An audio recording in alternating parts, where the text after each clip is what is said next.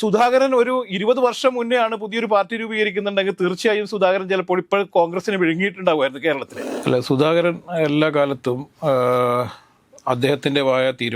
അദ്ദേഹത്തിൻ്റെ തീരുമാനം നടപ്പിലാക്കുക എന്നൊരു പ്രകൃതക്കാരനാണ്. കോൺഗ്രസ് അധികാരത്തിൽ വരാതിരിക്കാൻ വേണ്ടി എന്തൊക്കെ ചെയ്യാൻ പറ്റുമോ അതൊക്കെ ചെയ്യാൻ വേണ്ടിയുള്ള തയ്യാറെടുപ്പിലാണ് കെ സുധാകരൻ. ഏതാണ്ട് സുധാകരൻ കോൺഗ്രസ് പിളർത്തും എന്നുള്ള രീതിയിലൊക്കെയാണ്. അതിനുള്ള ടൈം ഉണ്ടോ എന്ന് വെച്ചാൽ ഇല്ല, ഇലക്ഷൻ ഇതാ എത്തിയിരിക്കുകയാണ്. കാരണം അദ്ദേഹത്തിൻ്റെ ഒരു എക്സ്പെരിമെന്റ് എന്ന് പറയുന്നത് നേരത്തെ തന്നെ കോൺഗ്രസിനെതിരായിട്ടും കോൺഗ്രസ് നേതൃത്വത്തെയൊക്കെ വെല്ലുവിളിച്ചുകൊണ്ടുള്ള ഒരു വലിയ രാഷ്ട്രീയ നീക്കം നടത്തിയ ഒരാൾ കൂടിയാണ് സുധാകരൻ എന്നുള്ളതാണ്. സുധാകരൻ എന്ന നേതാവിന് എത്ര കാലം ആരോഗ്യത്തോടുകൂടി ഇത്തരം നീക്കങ്ങളെ ഒക്കെ നേതൃത്വം നൽകാൻ കഴിയും എന്നുള്ളത് ഒരു വലിയ വിഷയമാണ്. കോൺഗ്രസ് നേതൃത്വം ഇദ്ദേഹം മത്സരിക്കേണ്ടതില്ല എന്ന് നേരത്തെ തന്നെ തീരുമാനിച്ചിരുന്നു. കേരളത്തിലെ കോൺഗ്രസ് നേതൃത്വം ഒറ്റക്കെട്ടായി തന്നെ തീരുമാനിച്ചിരുന്നു. നമസ്കാരം. കെ സുധാകരന് ചുറ്റിപ്പറ്റിയാണ് കേരള രാഷ്ട്രീയം എന്ന്. കോൺഗ്രസ് എന്തായാലും അദ്ദേഹത്തിന് സീറ്റ് കൊടുക്കില്ല എന്നുള്ള കാര്യം വ്യക്തമായിട്ടുണ്ട്. ഇപ്പോൾ മാധ്യമങ്ങളെ കാണാൻ പോവാണ്. എന്തായാലും മത്സരിക്കുമെന്ന വാശിയിൽ തന്നെയാണ് സുധാകരൻ. ഇനിയിപ്പോൾ സ്വതന്ത്രനായി മത്സരിക്കാനാണോ അതോ BJP അദ്ദേഹത്തിൻ്റെ ബന്ധുക്കളെ ഫോൺ ചെയ്തു എന്നുള്ള വാർത്തകൾ വരെയുണ്ട്. എന്തായിരിക്കും വരും മണിക്കൂറുകളിൽ കേരള രാഷ്ട്രീയത്തിൽ സംഭവിക്കാൻ പോകുന്നത്? അല്ല, സുധാകരൻ എല്ലാ കാലത്തും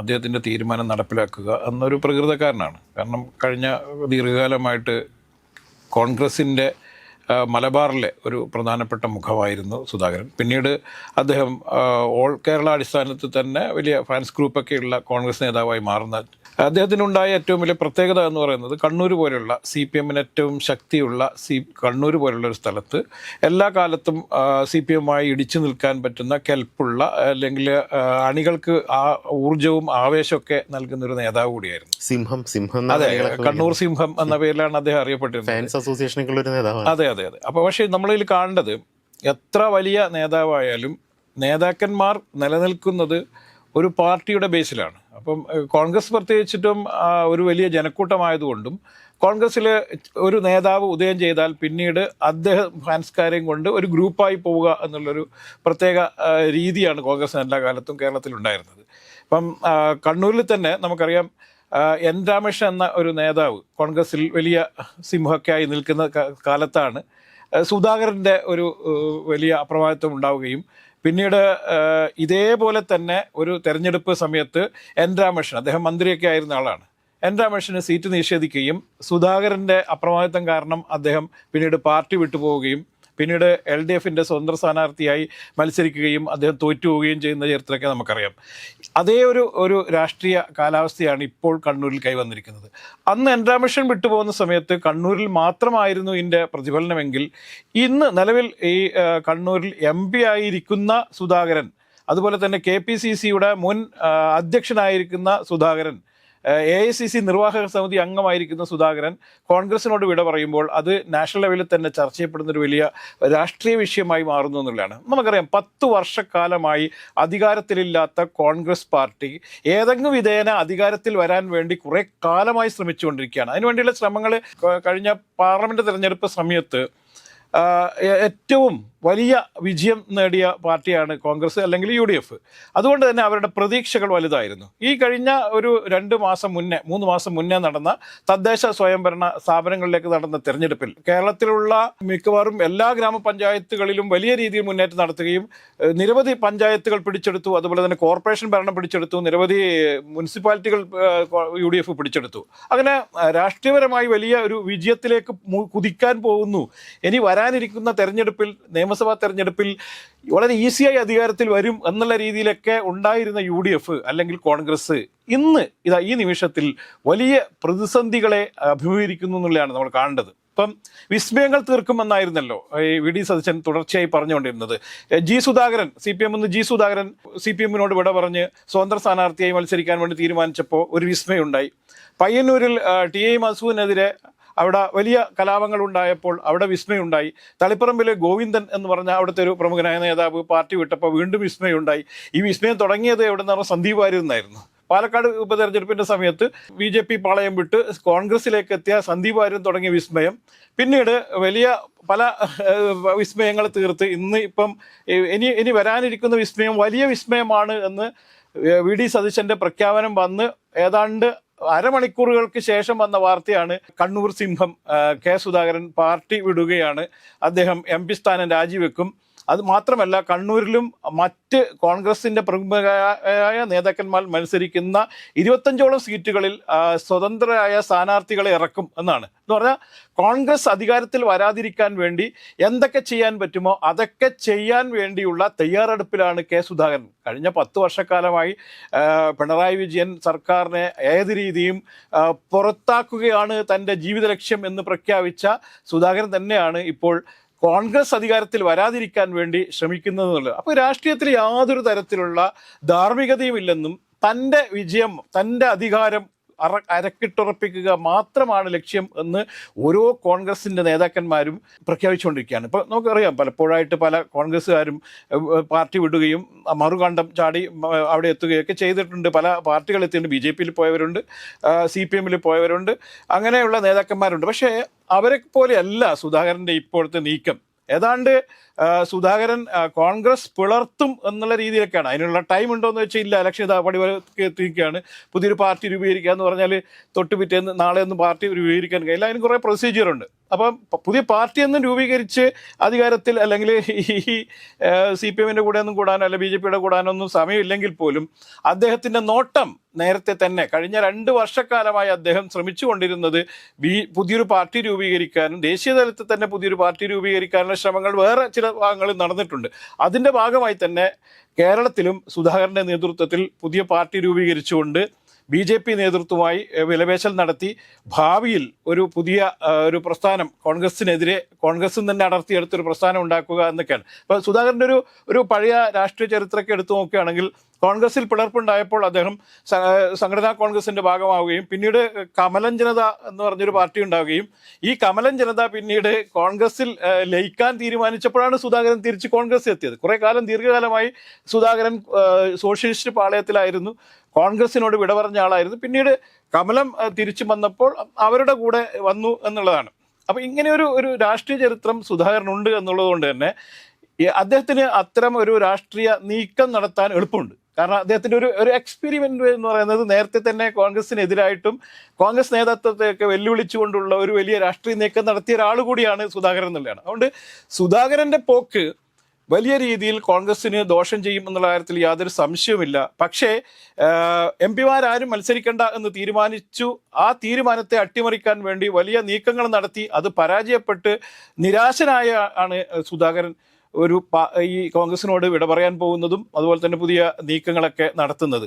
അപ്പോൾ നമ്മളിതിൽ കാണേണ്ടത് സുധാകരൻ എന്ന നേതാവിന് എത്ര കാലം ആരോഗ്യത്തോടുകൂടി ഇത്തരം നീക്കങ്ങളെ നേതൃത്വം നൽകാൻ കഴിയും എന്നുള്ളത് ഒരു വലിയ വിഷയമാണ്. കാരണം സുധാകരൻ ഒരു 20 വർഷം മുന്നെയാണ് പുതിയൊരു പാർട്ടി രൂപീകരിക്കുന്നുണ്ടെങ്കിൽ തീർച്ചയായും സുധാകരൻ ചിലപ്പോൾ ഇപ്പോൾ കോൺഗ്രസിനെ വിഴുങ്ങിയിട്ടുണ്ടാവുമായിരുന്നു കേരളത്തിൽ. പക്ഷേ സുധാകരൻ്റെ കൂടെ അത്തരത്തിലുള്ള കെൽപ്പുള്ള നേതാക്കന്മാരെ ആരെങ്കിലും ഉണ്ടോ എന്ന് ചോദിച്ചാൽ ഇപ്പോൾ നിലവിലില്ല. ഫാൻസ് ഗ്രൂപ്പുകാരെ കൊണ്ടൊന്നും ഒരു പാർട്ടിയൊന്നും കൊണ്ടുപോകാൻ പറ്റില്ല. കാരണം ഒരു പാർട്ടി രൂപീകരിക്കുക, ആ പാർട്ടി വലിയ രീതിയിൽ മുന്നോട്ട് പോവുക, ഇലക്ഷൻ നേരിടുക എന്നൊക്കെ പറഞ്ഞത് വലിയ ഭാരിച്ച സാമ്പത്തികമായ വിഷയങ്ങളുണ്ട് അതിൽ. അതുമാത്രമല്ല സംഘടന കെട്ടിപ്പടുക്കുക എന്നുള്ളത് വലിയ ബുദ്ധിമുട്ടുള്ള കാര്യമാണ്. അപ്പോൾ അതിനൊന്നുമുള്ള കെൽപ്പോ അല്ലെങ്കിൽ ആരോഗ്യാവസ്ഥയോ ഇല്ലാത്ത സുധാകരന്റെ പാളയത്തിലുണ്ടായിരുന്ന ചില ആളുകൾ, സുധാകരന്റെ വലയത്തിലുണ്ടായിരുന്ന ചില ആളുകൾ അദ്ദേഹത്തെ എല്ലാ രീതിയിലും പ്രകോപിപ്പിച്ച് പുതിയ പുതിയ ആശയങ്ങൾ അദ്ദേഹത്തിന് പകർന്നു കൊടുത്ത് അദ്ദേഹത്തെ ചാടിച്ച് കോൺഗ്രസ് ഇല്ലാതാക്കുന്ന ഒരു പുതിയ സംഭവമാണ് വരാനിരിക്കുന്നത് എന്നുള്ളതാണ്. നമ്മളിപ്പോൾ ഇത് സംസാരിക്കുന്ന സമയത്ത് അദ്ദേഹം മാധ്യമങ്ങളെ കണ്ടിട്ടില്ല, അദ്ദേഹത്തിൻ്റെ നിലപാടുകൾ എന്താണെന്ന് പ്രഖ്യാപിച്ചിട്ടില്ല. പക്ഷേ എങ്കിൽ പോലും കുറച്ച് കാലമായി അല്ലെങ്കിൽ കുറച്ച് ദിവസങ്ങളായി അദ്ദേഹം ഈ നേതൃത്വമായി പൂർണ്ണമായും പിണങ്ങിയിരിക്കും. അപ്പോൾ നമുക്ക് അദ്ദേഹത്തിന് സീറ്റില്ല എന്ന് പറഞ്ഞപ്പോൾ തന്നെ അദ്ദേഹം ഡൽഹിയിൽ നിന്ന് തിരിച്ചു പോരുകയായിരുന്നു. പിന്നീട് അദ്ദേഹത്തെ കോൺഗ്രസിൻ്റെ പ്രഗത്ഭരായ നേതാക്കന്മാരാരും ബന്ധപ്പെട്ടിരുന്നില്ല എന്നുള്ളതാണ്. അപ്പം ആകെ അദ്ദേഹവുമായി സംസാരിച്ചത് KPCC പ്രസിഡന്റ് സണ്ണി ജോസഫാണ് അദ്ദേഹവുമായി ഫോണിൽ സംസാരിച്ചത്. പിന്നെ ചുമതലകളൊന്നും ഇല്ലാത്ത അല്ലെങ്കിൽ പ്രത്യേകിച്ച് അങ്ങനെ ഒരു വലിയ തീരുമാനങ്ങളൊന്നും എടുക്കാൻ പറ്റാത്ത രമേശ് ചെന്നിത്തലയാണ് അദ്ദേഹവുമായി പിന്നീട് സംസാരിച്ചു എന്ന് പറയുന്നത്. സതീശൻ സംസാരിച്ചു എന്ന് സതീശൻ അവകാശപ്പെടുന്നുണ്ടെങ്കിൽ പോലും സുധാകരൻ അപ്പോൾ തന്നെ പറഞ്ഞിട്ടുണ്ട് എന്നോട് സതീശൻ സംസാരിച്ചിട്ടില്ല എന്ന്. അദ്ദേഹം ആകെ കരുതിയിരുന്നത് ഖർഗെ പോലുള്ള അതുപോലെ തന്നെ രാഹുൽ ഗാന്ധിയെ പോലുള്ള അല്ലെങ്കിൽ പ്രിയങ്കയെ പോലുള്ള നേതാക്കന്മാർ ബന്ധപ്പെടുമെന്നും അവരുടെ മുന്നിൽ ചില ഡിമാൻഡുകൾ വെച്ചുകൊണ്ട് ഈ പ്രശ്നത്തിന് പരിഹാരം ഉണ്ടാക്കാൻ കഴിയുമെന്നായിരുന്നു. പക്ഷേ കോൺഗ്രസ് നേതൃത്വം ഇദ്ദേഹം മത്സരിക്കേണ്ടതില്ല എന്ന് നേരത്തെ തന്നെ തീരുമാനിച്ചിരുന്നു.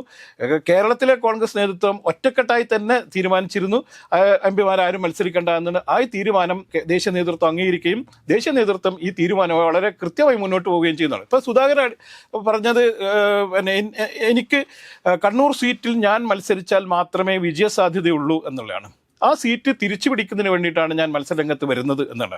യഥാർത്ഥം നമ്മൾ പരിശോധിച്ച് നോക്കുമ്പോൾ സുധാകരന് കണ്ണൂർ സീറ്റ് തിരിച്ചു പിടിക്കലല്ല ലക്ഷ്യമെന്നും തീർച്ചയായും കേരളത്തിൽ ഒരു ഭരണമാറ്റം ഉണ്ടാവുമെന്നും കോൺഗ്രസിന്റെ നേതൃത്വത്തിൽ ഒരു ഭരണസമിതി കേരളത്തിൽ അധികാരത്തിൽ വരാൻ പോവുകയാണ് എന്നുള്ളൊരു ട്രെൻഡ് ഉണ്ടാവുകയും ചെയ്തതോടുകൂടിയാണ് സുധാകരൻ യഥാർത്ഥത്തിൽ കണ്ണൂർ സീറ്റിൽ മത്സരിക്കാൻ വേണ്ടി തയ്യാറായത് നമ്മളിൽ കാണേണ്ടത്. മുഖ്യമന്ത്രി സ്ഥാനം തീർച്ചയായും മുഖ്യമന്ത്രി സ്ഥാനം, അതായത് വലിയ സമ്മർദ്ദം ചെലുത്തി കണ്ണൂരിൽ മത്സരിച്ച് വിജയിച്ചു കഴിഞ്ഞാൽ തീർച്ചയായും UDF അധികാരത്തിൽ വരാൻ പറ്റുന്ന ഒരു സാഹചര്യം അല്ലെങ്കിൽ ഭൂരിപക്ഷം ഉണ്ടായാൽ വീണ്ടും സുധാകരന്റെ നേതൃത്വത്തിൽ വലിയ അറ്റാക്ക് ഉണ്ടാവും എന്നുള്ളത് ദേശീയ നേതൃത്വം വളരെ വ്യക്തതയോടുകൂടി കണ്ടു എന്നുള്ളതാണ് എനിക്ക് പറയുന്നത്. അപ്പം ഇലക്ഷന് ശേഷം പിന്നെ നമ്മളിവിടെ കാണാൻ പോകുന്ന ഏറ്റവും വലിയ നീക്കം എന്തായിരിക്കും?